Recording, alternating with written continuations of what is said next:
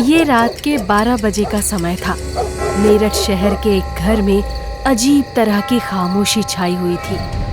एक अंधेरे घर में जलती हुई कैंडल्स के सामने काला चोगा पहने हुए एक आदमी बैठा हुआ था।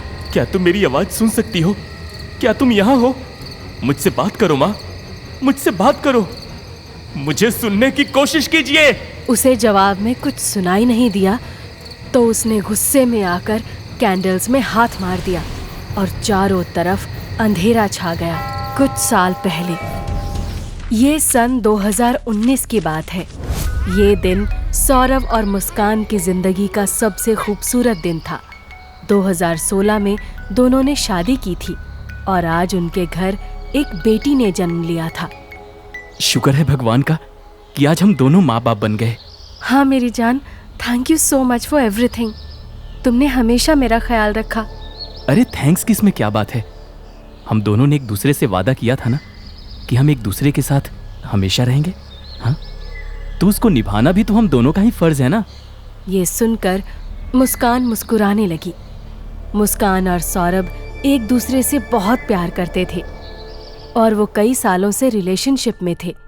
जहां मुस्कान अपने माँ बाप की लाडली थी, वहीं सौरभ भी अपनी फैमिली का एक जिम्मेदार लड़का था।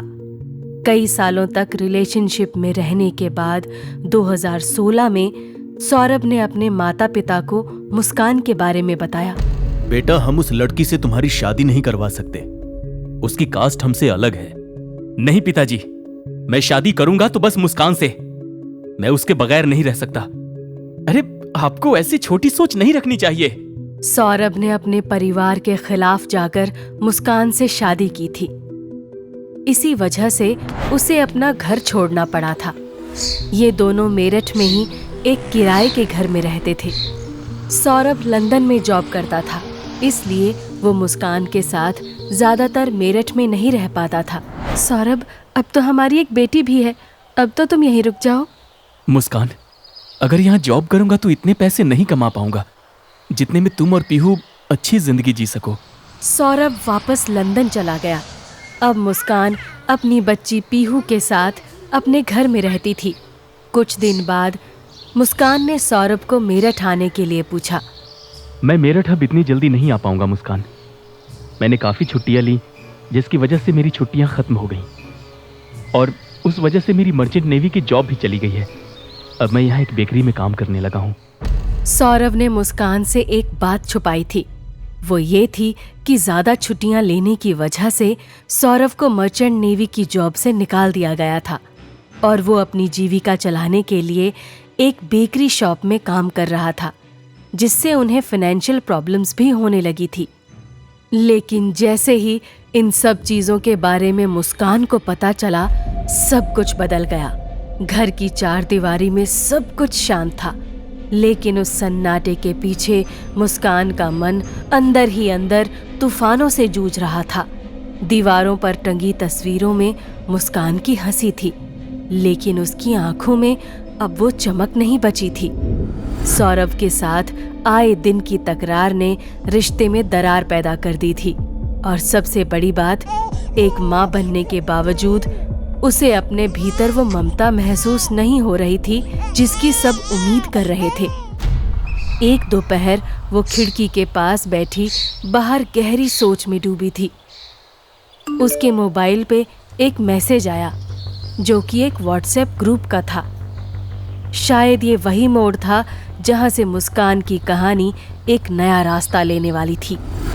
Meerut school class 8 friends forever, ये कैसा ग्रुप है? उसने देखा कि उस ग्रुप में बहुत से नंबर ऐड थे। अरे, ये सभी तो हमारे स्कूल के फ्रेंड्स के नाम लग रहे हैं। उसने कुछ सोचा और फिर, ओह, तो ये ग्रुप हमारे स्कूल के एलुमिनाई की तरफ से बनाया गया है। उसने ग्रुप के सभी मेंबर्स देखे, जिनमें उसको साहिल का नाम नजर आया। अरे, ये तो वही साहिल है जो मेरा क्लासमेट था, लेकिन मेरे इससे कभी बात ही नहीं हुई।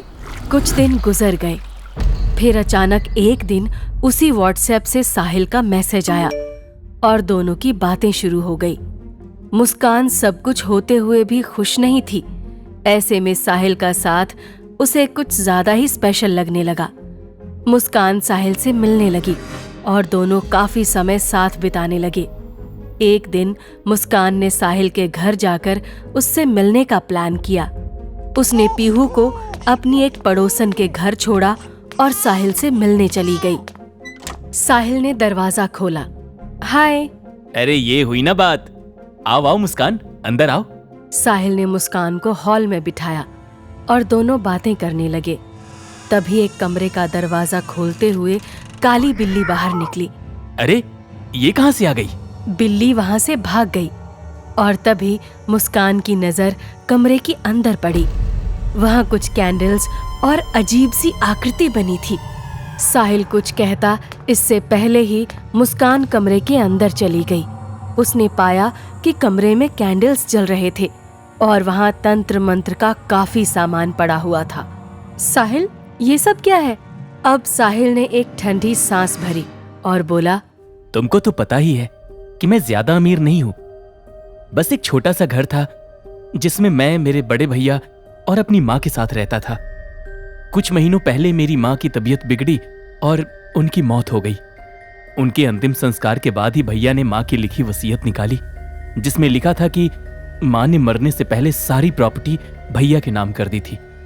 अब उस वसीयत के हिसाब से मेरा उस घर पर कोई अधिकार नहीं है, इसलिए भैया ने मुझे घर से निकाल दिया। तब से मैं इस किराए के घर में रह रहा हूं। माँ ने मेरे साथ ऐसा क्यों किया, मैं उनसे जानना चाहता हूं। इसीलिए इस तंत्र मंत्र के जरिए मैं उनकी आत्मा से बात करने की कोशिश कर रहा हूं, लेकिन अभी तक मुझे इसमें कामयाबी नहीं मिली। ये सुनकर मुस्कान के मन में न जाने क्या चलने लगा। अगले दिन साहिल अपने घर पर अपने उसी अंधेरे कमरे में बैठा तंत्र विद्या कर रहा था। माँ, मुझसे बात करो। माँ, मुझसे बात करो। वो बार बार कैंडल्स के ऊपर हाथ फेर रहा था। आंखें बंद कर अपनी माँ से बात करने की कोशिश कर रहा था। तभी उसके मोबाइल पे एक नोटिफिकेशन आया। अरे ये किसका मैसेज है? उसने देखा कि उसे स्नैपचैट पर एक मैसेज आया था जो वसुंधरा देवी के नाम से था। अरे ये आईडी तो मेरी माँ के नाम का है। उसने मैसेज को ओपन किया। साहिल, मैं तेरी माँ हूँ। ये कैसे हो सकता है? अगर तुम माँ की आत्मा हो तो तुम स्नैपचैट से मुझसे बात कैसे कर रही हो? इस आधुनिक जमाने में तुमसे बात करने का मुझे एक ही जरिया दिखा। तुम्हारी तंत्र विद्या ने अपना काम दिखा ही दिया। देख, उसने मुझे तुझसे मिलने दिया। मैं तुम्हारी माँ हूँ। ये सुनकर साहिल भावुक हो गया और आंसू बहाते हुए मैसेज टाइप किया। माँ, मुझे तुम्हारी बहुत याद आती है। क्या तुमने मेरे बारे में एक बार भी नहीं सोचा? ऐसी वसीयत क्यों बनाई जिसमें आपने सारी संपत्ति भैया के नाम लिख दी? नहीं बेटा, मैंने प्रॉपर्टी तुम दोनों को बराबर वसीयत की थी और वो वसीयत अभी भी घर में ही रखी है। जो वसीयत तुम्हारे भैया ने तुमको दिखाकर घर से निकाल दिया, वो वसीयत उसने बनवाई थी। शुक्र है भगवान का। माँ, मुझे बताओ वो वसीयत कहाँ रखी है? बताऊंगी बेटा, लेकिन सिर्फ उस घर को मिलने से तेरा कोई भला नहीं होने वाला। मैं चाहती हूँ तुझे उससे भी कुछ ज्यादा मिले। सबसे पहले तू मुस्कान को अपना ले। उसका पति उससे दूर रहता है, तू उसे प्यार दे। इसी के साथ तू पूरी तरह से उसे अपना बना ले। उसके बाद मैं तुझे बता दूंगी कि वो वसीयत मैंने कहाँ रखी है। ये बात सुनकर साहिल ने कुछ सोचा और उसे ये बात ठीक लगी। वो अगले ही दिन मुस्कान के घर गया और उसने उसे कसकर गले लगा लिया। अरे साहिल, ये क्या कर रहे हो? मुस्कान, मैं तुमसे बहुत प्यार करता हूँ, बहुत ज्यादा।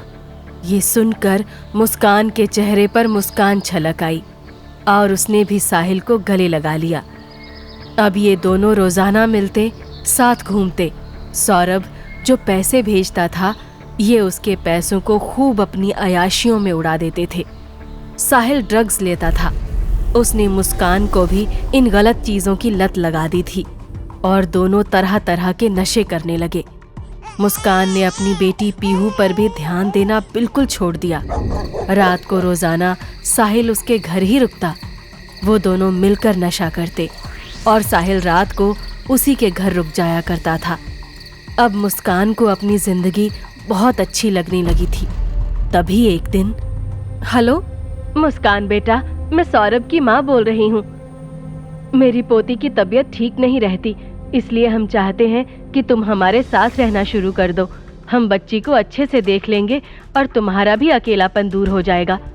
मुस्कान अगर उनके साथ रहती तो वो अपनी अयाशी भरी जिंदगी से दूर हो जाती, इसलिए उसने जवाब दिया, देखिए मम्मी जी, मुझे आप लोगों के साथ नहीं रहना। मैं अपनी बच्ची को अपने आप संभालना जानती हूँ।